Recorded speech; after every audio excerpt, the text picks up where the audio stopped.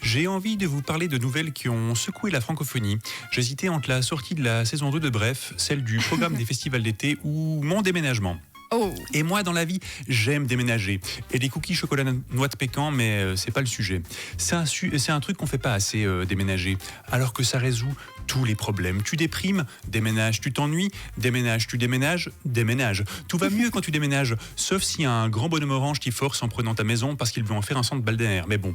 Bref, moi, j'adore regarder les annonces d'appart. Tu peux le faire assis dans le bus, sur ton canapé, aux toilettes. D'ailleurs, je passe un temps à rêver à des baraques que je pourrais jamais me payer. Et ça, c'est mon côté de gauche. Je suis même devenu accro. Je regardais les apparts non-stop sur Anibis, Facebook, Tinder dans l'espoir de tomber sur l'objet parfait pour ma femme et moi.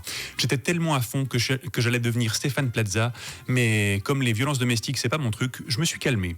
Ensuite, je suis allé visiter les apparts. On était 1000 au mètre carré, c'était paléo le truc. Heureusement, j'avais pris mes bottes et mon poncho, mais pas convaincu par le manque de food truck dans le salon et pas de traces de Céline Dion dans la salle de bain.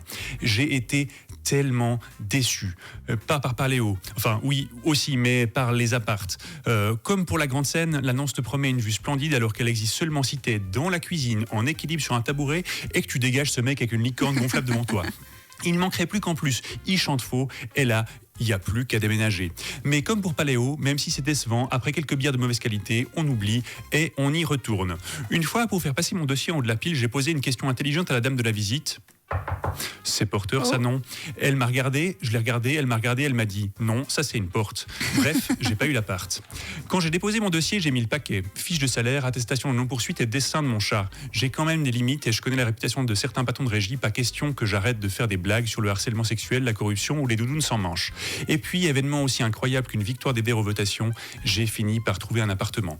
Du coup, j'ai commencé à tout emballer. Ça tombe bien, ça me rappelle mon enfance dans les rues de Moudon, de vivre au milieu des cartons.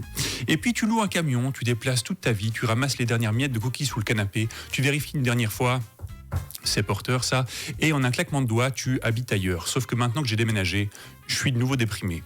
Bref, j'ai déménagé.